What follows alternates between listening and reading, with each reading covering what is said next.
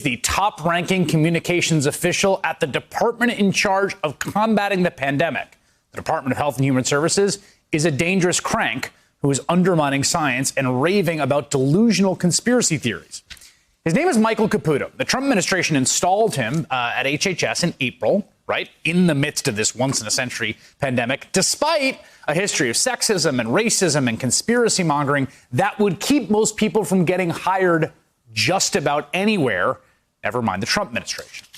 The New York Times reported that Caputo posted a video on Facebook yesterday in which, get this, he accused career government scientists of sedition, claiming they do not want America to get well, not until after Joe Biden is president. Caputo also claimed that Trump's opponents are now training for an armed insurrection after the election, telling his followers that hit squads are being trained all over this country, quote, and when Donald Trump refuses to stand down an inauguration, the shooting will begin. The drills that you've seen are nothing. He added, if you carry guns, buy ammunition, ladies and gentlemen, because it's going to be hard to get.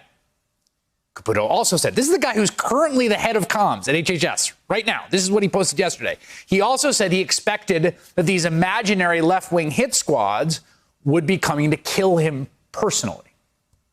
Now, these are the ravings of a man completely untethered from reality. But they are not much of a surprise, I got to say, coming from Michael Caputo. Just the month before he was appointed as the top spokesperson at HHS, he was saying offensive things like this. I'm so proud of the president standing up in front of the media, accusing him of creating a stigma by calling it the Chinese coronavirus. You know what created a stigma for China? You know what did? By maybe even manufacturing this in a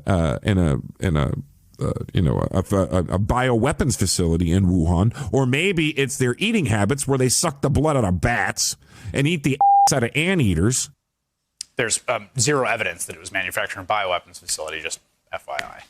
So that guy, that Michael Caputo, the one who thinks that a left-wing hit squad's going to kill him, that there's going to be shooting, who's telling people to stock up on the ammunition, who talks about eating the ass out of anteaters. This is the man in charge of disseminating public information about the pandemic. Now, probably goes without saying, Caputo has no background in healthcare. He's a longtime ally of, yes, you guessed it, Roger Stone. In fact, he was mentored by him.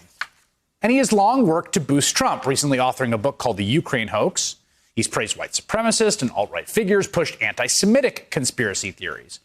And while he has now apparently purged his entire Twitter account, he's posted and deleted racist and sexist tweets, complete with crude references to oral sex and tweets like, I would never sleep with you, dog face.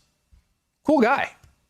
This guy isn't just pushing this nonsense, this disgusting, paranoid, dangerous nonsense from his government perch. He is, in fact, actively working to manipulate what the CDC tells the public about the pandemic in what is arguably the single most important public health publication in the world.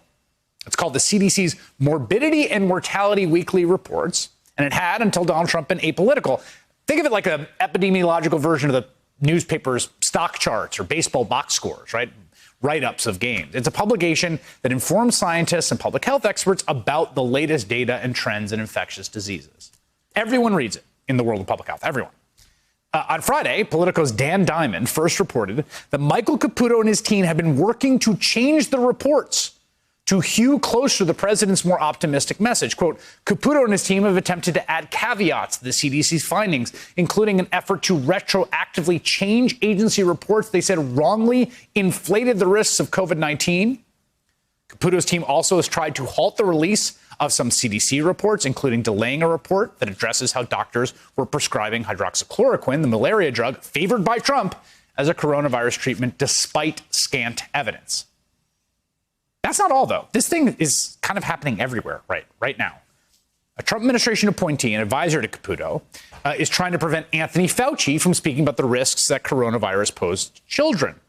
Meanwhile, top U.S. officials told the CDC to soften its coronavirus testing guidelines, right? I want to slow the testing down, the president said, in an apparent effort to get case numbers down.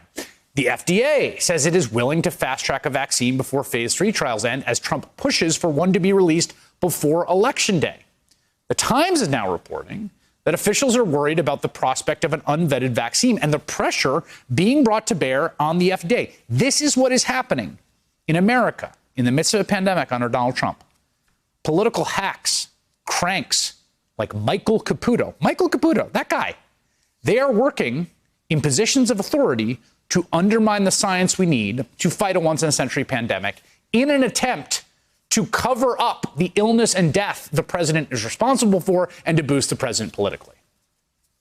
The politics of denialism are running roughshod over scientists. And we saw that on absolute full display today. Couldn't come up with a better tableau than this. Trump's event in California, which has been devastated by forest fires.